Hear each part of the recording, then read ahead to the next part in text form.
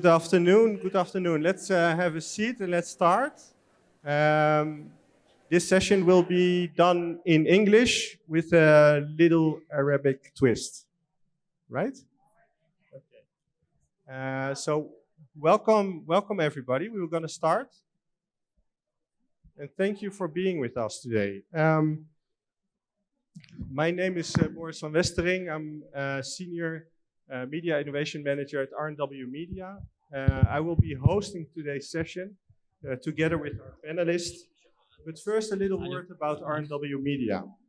RNW Media is an international media development organization based in Haarlem, the Netherlands. And we have about 75 years of experience and 57 years of experience in training. And together with 25 media partners, 80 trainers, and over 10,000 alumni that have followed our trainings around the world, we try to work on and co-create on the topics of information integrity and media viability. And today, our session will be about media viability.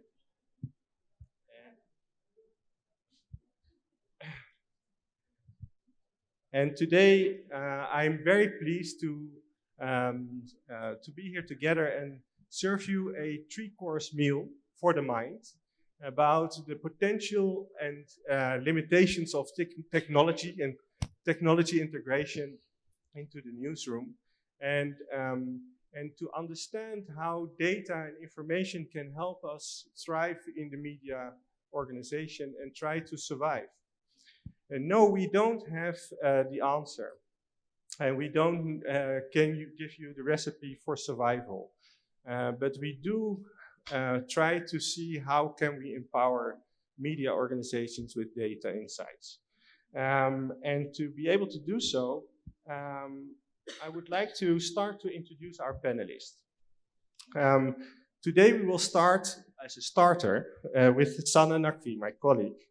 And Sanna is an evidence-based researcher and monitoring and evaluation expert, a specialist and has experience in Pakistan and in the Netherlands.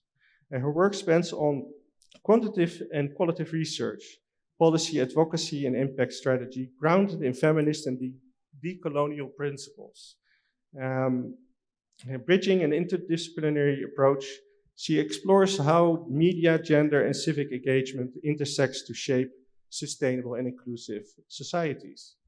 Welcome, Sanna. As the main course, I'm very happy to have Alejandro. Alejandro is a Cuban journalist from El Toque.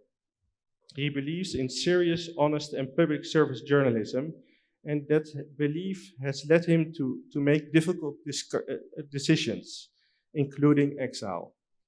Being under constant attack, threats has become a sport for him. It's stress, but like any sport, ultimate strength and creativity and resilience. Welcome, Alejandro, and welcome to be here with us. Then we have Diana. She is a program coordinator at RACIF 22.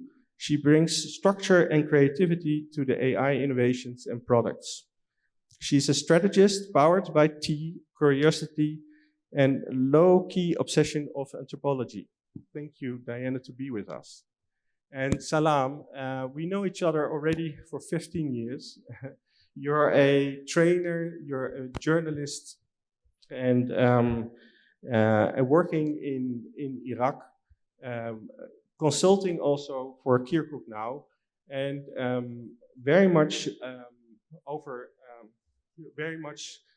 implied with digital technologies. And you will be part of our session today. Thank you so much.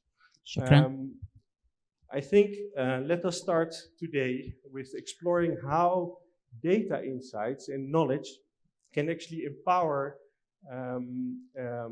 the media viability question. So, Sanna, can I start with you? How do we at RNW, how do we ensure to capture the knowledge, and how do we capture the knowledge of the media professionals that we work with? Yes, thank you so much, Boris. At RNW Media, we really work on the principles of co-creation. And we believe that no topic should be understood without really having the local voices included. So at RNW Media, we look at working with partners, and as you had elaborated a little bit before, we work with our global community of the media makers from the Global South. And this is really where we center our research, making sure that our insights are not only based on global arguments, but also more locally driven and locally informed. So, and you have been able to conduct a study, and the research is just published, I would say. It captures the knowledge that we integrate on what has now been the greatest insight of that research. Can you maybe tell something about that? Yes. This research was really born out of RNW Media's legacy, as you had mentioned before. We at RNW Media have helped establish multiple independent media organizations in 13 countries. And using that as a starting point, we wanted to understand how professionalization and institutionalization of local organizations has been done. And we have facilitated this through our capacity building, through our professionalization, through our training center. And 85% of the organizations that we were working with are now independent. They're financially stable, they're editorially independent. And we wanted to use that as a starting point for this research to see what were the factors, or as we put it, the ingredients and the preconditions that are needed to be a viable organization. And so for us at RNW Media, media viability is the cornerstone of the work that we do. But what we had seen a lot in the research, the current research that exists, is that there are a lot of global frameworks of media viability which exist. But these are very top-down, and we wanted to make sure that they were more bottom-up and they were situated empirically more in the local realities of the way that organizations are functioning, and what especially the research coincided, unfortunately, with the funding crisis, which we are all a bit too aware of and a bit affected by. And I think it was very interesting to see through this research all of the very innovative ways that people in the Global South are coping with this change, with these funding insecurities, and how they're using their own localized strategies to ensure that that they can be sustainable and financially secure. We looked through the research, we looked at three overarching research questions, which was how do structural conditions, which include funding dependencies, legal frameworks, audience dynamics, shape the prospects for media viability? How are independent media actors adopting AI in other digital technologies, and for what purposes? And what lessons can be drawn across regions that may inform funders, policymakers, practitioners? So we wanted to just make sure that we were not only just including broad debates and more academic debates, but bringing in really the local voices to see what are the conditions, especially now, given that the situation and the way that the media sector is functioning, it's very complex, and to see what factors are included. And we did this through through a mixed method. We did 8 in-depth interviews with representatives of and individuals working closely with media organizations in Burundi, Lebanon, Kenya, Mali, Cuba, India, Yemen, Iraq, Syria, Palestine, and 1 Europe-based organization. We also did a survey with 28 media practitioners from our global community. We also did a focus group discussions with media practitioners to further elaborate on what we had found in our interviews and our survey. And the research also draws on our previous research on how AI is being adopted by change makers, which also included a survey with 124 media practitioners. And I will give you more insights as we go on, because I don't want to take too much time. Yeah, thank you. But of course, I could read also the research, and I'm very happy that you did. And but if you look at the research, it gives a couple of solutions or recommendations on different layers. Now we have a lot of media organizations here and journalists here in the room. What are now for you the main takeaways that you think like, hey, these are the main elements that we need to have on top of our mind? And what surprised you maybe in the research? Yeah, I think the thing that stood out for me personally a lot was this relationship between trust, language, and viability. So I think when we're looking at more, when we look at conversations around media viability, they really look a lot at financial viability, but financial viability or viability as a whole is not something that can be understood in a silo. It's very interconnected with multiple factors, and I think language and trust of audiences is one. Given that now the funding landscape has changed and organizations have to quickly look at other different forms of sustaining themselves, one of them was audience engagement, and to use more diaspora engagement or diaspora funding in order to ensure that they can be financially stable.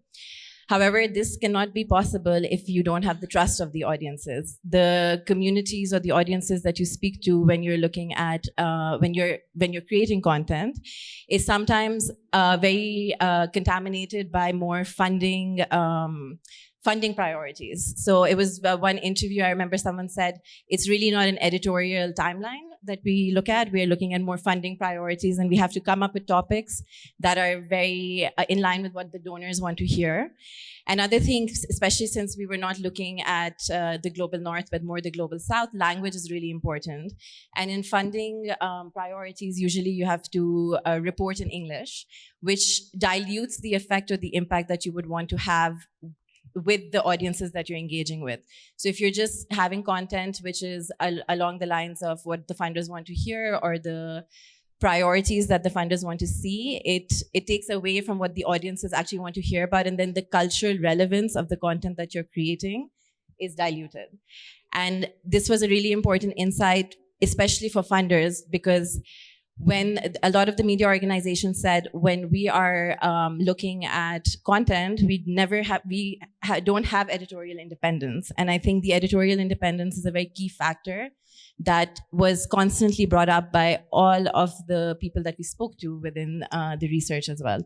So this very interesting link between audience engagement, between language, and how when you're a media organization, you are catering to the people that you want to speak to, but if you're not speaking the language or speaking about the things that they want to, it becomes very difficult to use a financial strategy such as audience monetization in order to really sustain yourself. So I think for me, this was really the most important insight, because this is not only just for the funders, it goes for all the stakeholders that are involved within the media, digital media landscape. Well, thank you, Sana. And I believe that if people want to get to the research, they can come and speak to us. And I think the research will also be published in Arabic. So thank you so much. And that brings me to the main course of our session. And you don't like it, Alejandro, that I qualify you as the main course. It is also doesn't suit you, I know. But listening to Sana and some of her reflections of the research, and looking also at that language, trust, about audience engagement, about the way how you capture money out of the market and how to survive. I'm very curious to understand also you working for El Toque, which is maybe you can explain a little bit more about the organization, but El Toque being in exile media, how does technology integration support maybe those questions? And maybe you have a reflection on the report yourself. Yeah, thanks, Boris. Well, this is a story of resilience that we have lived during the years.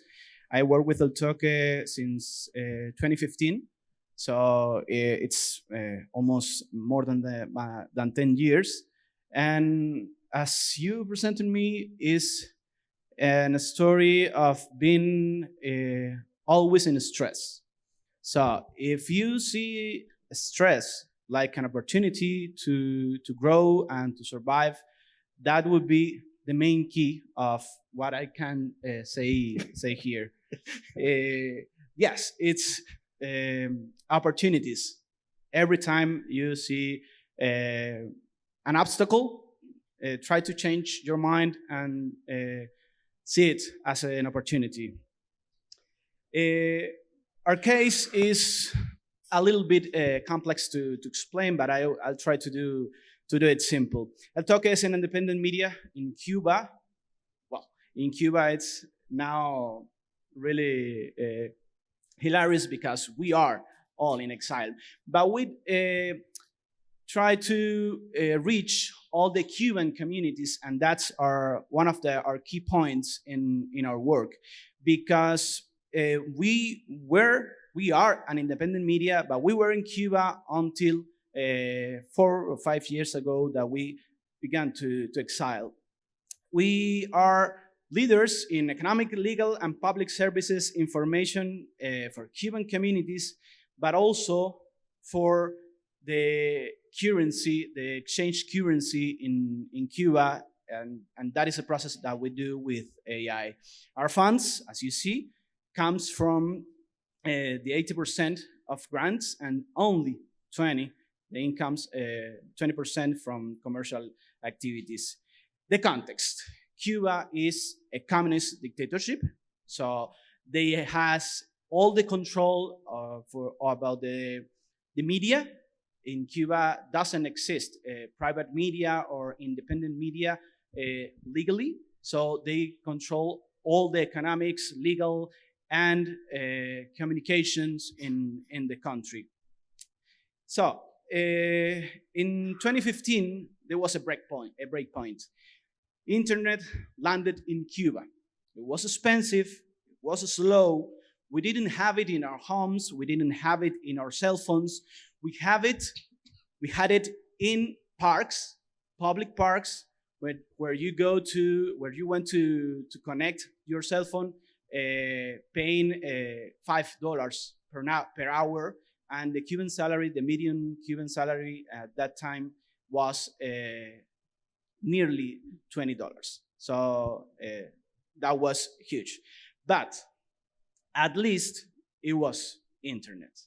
We had this image, the top of the image, it's a girl with her child talking with her family by her phone in a public space, in a street. So people had to go to the street to communicate with her family out of Cuba. We had an office, an apartment that we rent, and we were tolerated at that time in Cuba, and we work with these conditions, trying to adapt. In 2019 and to 2022, it came the exile. All the members began to go to another countries because repression and the economic and political situation was really worse than 2015. I want to remark that to work in Cuba, it's really complicated because, I graduated in 2011 and I didn't have a cell phone or a computer. So I had only 1 hour a day in a computation lab, and then there I connected to internet to read news or to do whatever we need to do in internet. So we had to learn how to manage technologies. And also because in Cuba it's not legal to have a media, a newspaper, a radio, a TV station. The only independent journalism that we could do is online. So tell me how you do an online journalism for people who doesn't have internet or low and expensive internet. So it's always been a challenge to do that. In exile, we managed to keep working from 5 or 6 countries, different countries, different time for everyone. The main core is in Spain, but we have people in Peru, United States, Mexico, Canada. So we managed to keep working. And how do we get here also with AI? We managed to create a group of people who use their resources, the personal and intellectual resources, to make it better in our work. Those arrows are assigning our departments, but those departments, there are a lot, are only for 20 people. So we mixed our work in another departments all the time. But the main departments that we have, besides audiovisual, editorial, legal, commercial operations, audiences, to engage our audiences, are development and strategic products. There are people who are working in these departments full time, so they can lead whatever ideas we have to accomplish those ideas. So these two departments help us to do things with AI. We don't have enough team to work in all the things we do. So audience-facing products, we have a currency tracker that we monitor the informal currency exchange in Cuba, because in Cuba the state has an exchange rate that is at least 20 times less than the real one in the streets. So the market was sparse, and we needed to offer people information because the government dollarized the economy, and people need to buy things, really needed things, in dollars or and other currencies, more than the Cuban. So we gather all this information with AI from social media, and we offer people a reference to not be in several groups of Telegram, WhatsApp, searching and looking for the information they need to sell their dollars or to buy dollars. This is the other one. Is a YouTube disinformation tracker. That is, the name is DeFacto app. This is a beta we are developing. That is an AI to verify videos, speech in videos in YouTube. So you put a link there, and it subtitles and analyze the discourse, and go to a database of independent medias, because the state-owned media in Cuba are only propaganda, and then verify the discourse. Also, we have a chatbot in Telegram. The name is Sami. It means same as me. And people can ask Sami for our contents and for our information, and Sami understand what they are asking, and also answer them what they need. We have received a lot of questions, and Sami, it's always polite, even if the asker is offending Sami. So, optimizing tenor process, we have AS assistant for CMS publishing and SEO operation, automating repetitive tasks in the publication. Also generates content for our social media as economic data or report of blackouts. Now in Cuba we have more than 20 hours of blackouts a day, so that's an information that people needs to know. And it also review the text that we are publishing in our website according our editorial policies. So the AI learned about our editorial policies and review our text according to that. And also in business, we are almost launching a beta of El Toque Markets. It's an app that use our economical information of monitor prices and currency exchange in Cuba, and will offer to people in the private sector, investors, people from embassies in Cuba, information, quality information to do business in Cuba and to understand the reality of putting the money in Cuba. Can I ask you in between, because these are fantastic products, right? You invest a lot in technology. Yep. You are experimenting. This is the way how you want to bring valuable information to your audience inside Cuba, but also in the diaspora. But when it's about monetization, where do you see the biggest potential for your financial growth and working towards more financial independence? As I was saying, we try to take advantage of our team's qualifications.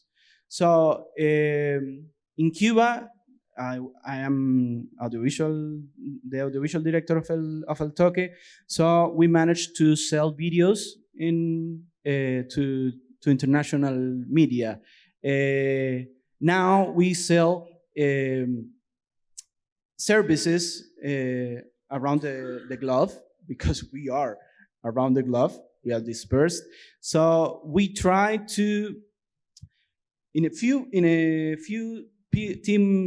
people team, try to magnify our knowledge to create products that people and companies and NGOs can buy. Also, optimizing with AI and technology our process, we have time to make the media survive, and that's one of the key points. Not also El Toque markets, but we have a strong development department, so we can do things other than journalism. So we have developed websites with these tools integrated, and that's a service we sold 2 years ago. And we also are expanding our business side of what we can do for being sustainable. Because when you're a journalist, you always think to publish and to do journalism. But without sustainability, journalism doesn't survive. So we are trying to be journalist when you need to be a journalist, and to think about business when you need to think that the journalism needs to survive. That is across our content strategy, through our work every day, trying to map in markets in which when we can take part.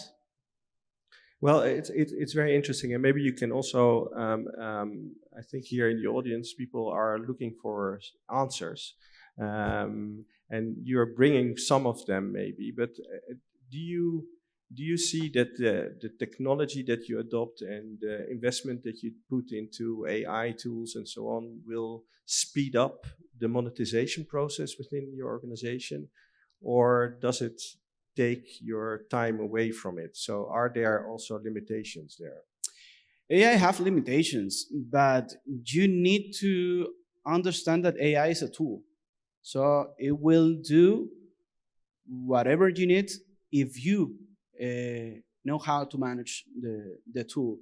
So I put you an example. Yesterday I was editing a video for publishing in our social media. It's a humor and comedy video. We don't publish only political, economics, and social themes. And I needed to make it more funny. So I went to Sora and asked Sora 3 or 4 pictures of a modified picture of a statue that the person who present the video has it in the side, and that speed up a lot my creative processes to get a video that can monetize and also that can go out quickly. If we have to put music into a video and I need to, the video has to be strong, emotional, or something like that, I go to Suno, and Suno give me the music I need. It's free, and it's also AI. So AI could speed your process to create value content, because it is all about valuable content, and also to monetize that content, not also to make business outside of the journalistic environment. Well, thank you so much. Do you have a concluding remark? Yeah, I have. I will move on to an advice. Okay, that's what I was talking about. We have also policies and ethical boundaries using AI. That's important. Everything has human supervision, and also the advice: survive. We need to survive. So, as a small newsroom struggling to be financially viable, we need to use all the tools we have to make a public service to our audience.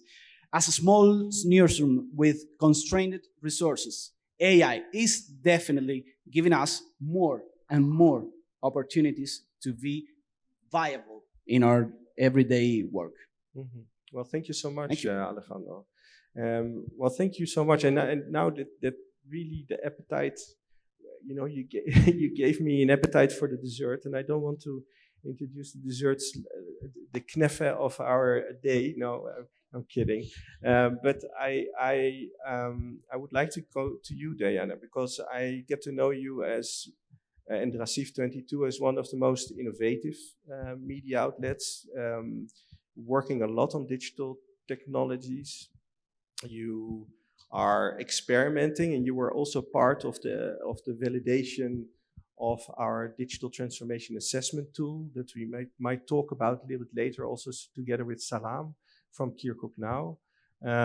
Within your organization, and dealing day to day with digital technologies and how to experiment, how do you balance out where do you think, like, hey, let's go for this will bring us further? Do you have or is there room for failure for you also? Thank you, Boris. Okay, I'm gonna start with like a very short story. So like a few weeks ago, I was sitting in a room with donors and civil society organizations, and I was like, shoot, we're all in a winter bunker situation, surviving off cans of red beans. But if you look closer, some have a few months worth of cans, but some are rationing out the last can they have. But the question here isn't how we go back to what we had, because what we had was broken already. It only took one blow to expose it all. The real question is, what do we build from the ashes? And here's what we at Racif 22 thought would work. We thought if we just produce excellent content, the money would flow in. It doesn't. We lost our USAID funding this year, not because the work changed or the quality deprecated, but because pretty much the ecosystem economically blew up. We also believe diversifying revenue streams meant doing everything at once. You mentioned it: trainings, subscriptions, text-to-voice, AI cloning, etc. What we got was exhaustion. We really were spreading ourselves too thin, trying to be everything at once and doing everything at once. But along the way, some experiments ended up bearing fruit. This is because we eventually became very selective in our definition of innovation, and we stopped chasing trends and running after shiny tech. One example is when we saw that 30% of our readers head to the section pertaining to sexual and reproductive health and rights, we knew we were onto something. But in a region where talking about sexual health is still a taboo and the misinformation is pretty rampant, young readers need more than just articles to like skim through. They want a free, a safe conversational space where they can ask questions without shame, without guilt, and get accurate answers in return. And that's where a very sassy Egyptian auntie comes in. She's the SRHR chatbot we've been building for more than a year, and we just launched it in beta. And we're planning to scale it to other Arabic dialects in addition to voice integration. And for us, this is what we call innovation that serves people, not innovation for its own sake. Like, hey, look at me, I made a chatbot. No, that's not what we're doing here. So what now? Me personally, I feel that we should start exploring alternative ways for media viability. And I feel that diaspora engagement beyond charity galas is definitely one. Sharing human resources across organizations is one example. But in essence, we need to all sit down and think together. But there's something I know of and I'm very sure of. The new business model we have to build can be at an organizational level. It has to be at the collective level. Call it an ecosystem, a constellation, whatever you want. But this is actually exciting. Why? Because we get to practice real solidarity. Okay, sure. Put the oxygen mask on yourself first. Catch your breath, but then turn to your neighbor. And this is the kind of collective thinking we need, where our survival isn't just about us, but it's also about the network of people doing the work that matters. And maybe along the way, we end up repositioning ourselves in relevance to our people. Thank you so much, Diana. This, I think we can go multiple ways with this, with your discourse, because there is this remark which we as media development organizations need to reflect upon. We are part of the problem, perhaps, and the ecosystem needs to be changing. You are changing, so our ecosystem needs to change as well. And I hope that this requires a whole other panel. But the solidarity that you aspire, and maybe that's also a call to an invitation, maybe to others here in the room. Where do you see in the technology adaptation and the changes that you're going through? What are the concrete steps that you can see where solidarity can actually benefit you at Receive 22 and in surviving? Honestly, I think that everyone is we're like repeating ourselves and copying each other. I guess we should all just sit down and think like what niches we should all occupy individually and work towards building those. And in this process, we have to exchange a lot of resources and work collectively. And also perhaps share a subscription fee? Yeah, maybe. Why not? I don't know if it's legal, actually. Can you actually share your VPNs or your Netflix with 10 others from your family and neighbors? How does it work? I don't know. I'm not sure about that. Okay.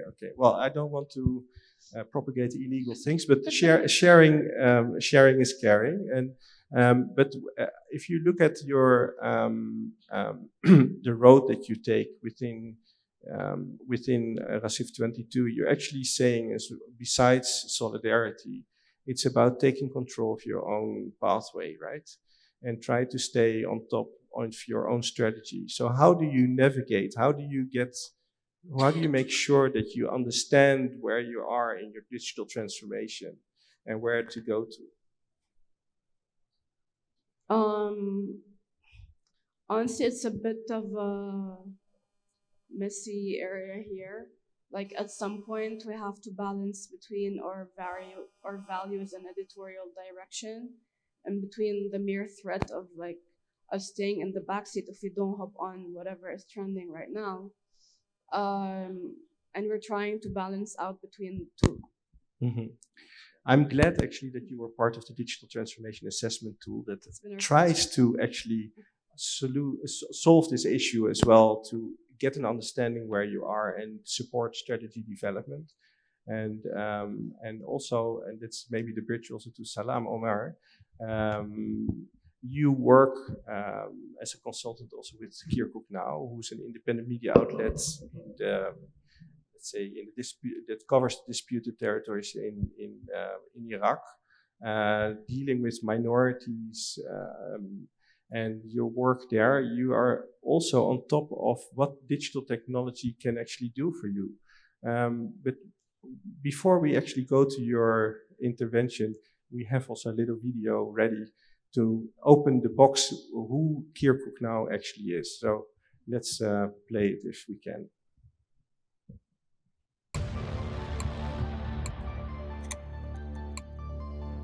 I know that guy.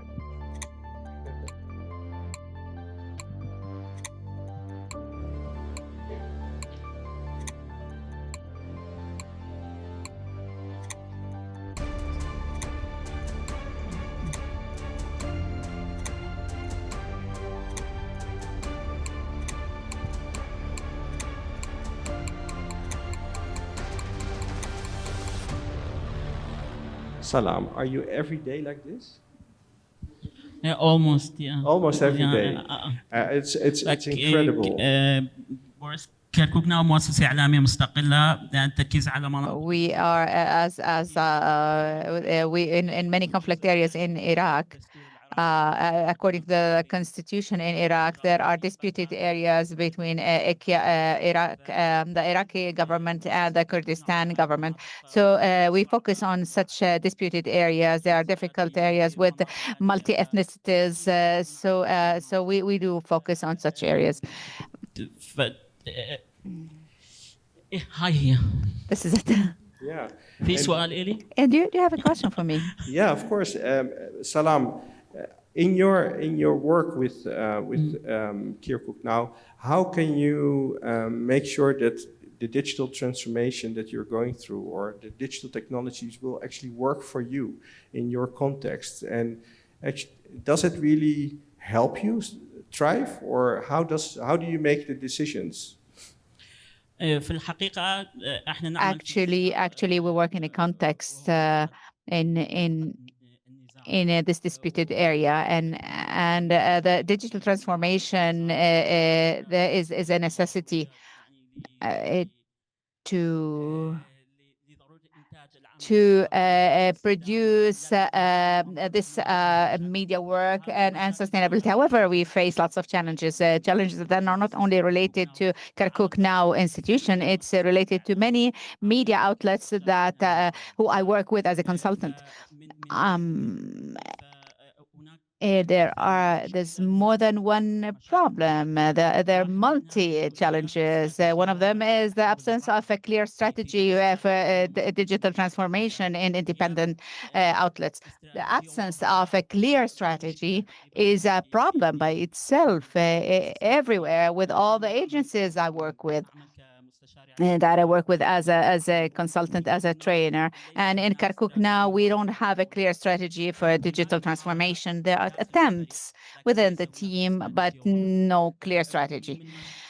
Other challenges, and a main one, is that media independent agencies don't have the capacity to be in line with the updates and progress of AI. 3 years ago, Iraq, as a government, it wasn't there on the map of the AI. Now Iraq is in the 77 level. So this is a big progress, a technology advancement. But at the same time, there are opportunities, but there are challenges for independent outlets. Third problem, it's always the sustainability issue. And Diana mentioned that we can face some challenges now related to revenue models, business models, and so on. But how can we, as media independent outlets, continue to be sustainable and visible? So, however, the attempts and all approaches were only personal. attempts, individual attempts, but without any clear strategy, without a clear vision and perception to handle digital transformation. Many of these agencies have the basics like codes of conduct, safeguarding policies, gender policies, but digital transformation in particular, no clear strategy. And if you have an, before we are going to get questions, so if you do have a question, you can already line up with one of the two microphones, and please engage with us on this topic. And if you have something to share, please do so. But if you have something to share with the audience on the steps that you have taken with Kirkuk Now on digital transformation, what are the key suggestions or that you would have for media organizations that are now wanting to strategize? فمثلا في غرفة أخبار هناك يعني رؤية على أنه Well, there's this vision that digital transformation is a necessity. And that's why we have this opportunity to participate and engage in the inspection and validation of the pre-assessment or digital transformation assessment tool. To us, this is a very important document and how a media organization can assess the situation inside a newsroom and to write a vision in a clear way about the digital transformation strategy. So we had the opportunity to be there, participate with Rasif 22 and Nairo Petix about the use of this document. The DTA is a tool to assess the basic performance of an organization. So it's on 3 levels. Or six levels where we can compare the capacities of an organization, its preparedness to facilitate this process of digital transformation. We have the opportunity to assess Kirkuk Now, to assess ourselves and to have the preparedness, our preparedness to digital transformation. We've discovered that there are issues, there are gaps that we can overcome. For instance, like strategies, like human resources, the staff. If we see that the chief editor and the administration, the management have the willingness and capacities, yes, but to transform, the staff need to be trained, need to be equipped. They're not ready yet, and to start the process of transformation, digital transformation, and that's why many independent media organizations do face these issues in competing with others. It's a non-ethical, unjust competition. In some years, for the past 3 years, we've been training and trying to train journalists, but actually the salary was only $500. We could not afford more, but then another outlet would pay him $3,000. So that's the issue. He's recruited then, and so we try to facilitate. We try to do this change, and the tool is very important. It's comprehensive. It gives us a whole a wide perspective of what's happening. But we need to be present. We need to be supported for this digital transformation. Thank you so much. Thank you. Are there any questions in the room? Could you please maybe come to the microphone?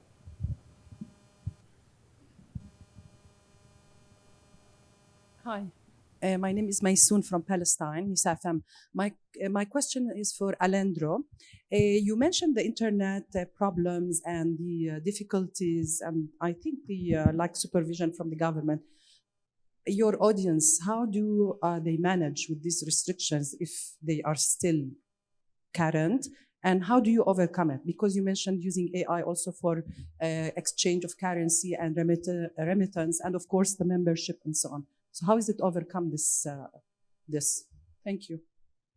Our audiences are inside of Cuba and outside of Cuba. So outside there's no problem, but inside government oversight, state media, and sometimes they blocked some sites, but they can block social media. So we journalists are used to publish in a website or a newspaper or a TV station, and let the content make itself. So we try to convert the contents we do to social media formats and let people to be in social media so they can consume our content. Internet now it's better, little bit better than 2015. It remains expensive, but people are there, and more people have a cell phone with internet, and we try to reach them in every way we can. We have an app, you can download it for iOS and Android, and you can read our content in our app. You can visit the Facebook app, you can see our content there. For all these things we do, we try to reach them with editorial strategies. For example, we love to do videos for more than 20 minutes, but we publish that, we monetize that in YouTube to external audiences, but we transform it in shorts and reels, and we publish it in social media. So the same content is in several ways, so they can access to this information. Okay, thank you. One more question. The majority is inside or outside Cuba? It's half. Okay. Fantastic. Thank you so much for your question. And also moving a little bit more to a closure. Diana, you will step away later and you will go back to do the work at RACIF. What makes your clock tick, and what are your takeaways also to continue? What will be your next steps? Honestly, our next steps is just reassessing what we've been doing all this time, seeing what did work, what didn't work, and pretty much starting fresh and anew for next year. But we're also planning to scale the AI chatbot we have, and plan to see how to better integrate digital transformation internally inside our organization when it comes to the day-to-day process. And solidarity. So if there are people that want to collaborate, please go to Diana. Please, you can line up to have the mic, and we take a last question. And Sana, for the research part, what is your next research related to media viability? Yes, so for media viability, because we also had this research done at a more global scale, so we were looking at a lot of regions. We're now going to go ahead and localize the research. So the next step is to localize it in East Africa. So we're going to be looking at 3 countries, and we want to now replicate similar forms of research formats for other regions as well. Okay. In the meantime, you will think of your last remark, because we are on the closing. I will take the last question and we will take it short. Yeah, thank you. Thank you, everyone. This is just a quick question for Diana. I'm really interested in the chatbot. I know it's specifically about physical health and safety. And, you know, once something is out, it's not really private. So I'm just wondering if, you know, like technically how privacy and I don't know if it's confidentiality is kind of maintained within this chatbot or the interaction, or how you're thinking about it in general. Okay. So the thing is, we don't ask for people's like users' names or like age or anything, and we don't register all these details on the back end. We only like track the IP address for the sake of knowing like from which countries we're getting users getting into the chatbot. But otherwise, it's all anonymous, and we don't leak any of the chats that get registered. And please find each other now, because I have here in the screen, time up, time up, time up. We have to close. That means that the next panel will be here. I would like to thank Diana. Thank you so much for your intervention. It was not that bad after all, right? Right. Alejandro, I'm really thankful to come here with us from Spain, sharing your experiences. And please come to see Alejandro, what he's doing. They're doing really great stuff. Looking forward to more research and data insights, and let's work together on strategy, Salam. And thank you so much for your intervention. I thank you all. RNW, RNTC, thank you all for being with us. If you want to have questions to us and about the DTA and other stuff, please come to see us.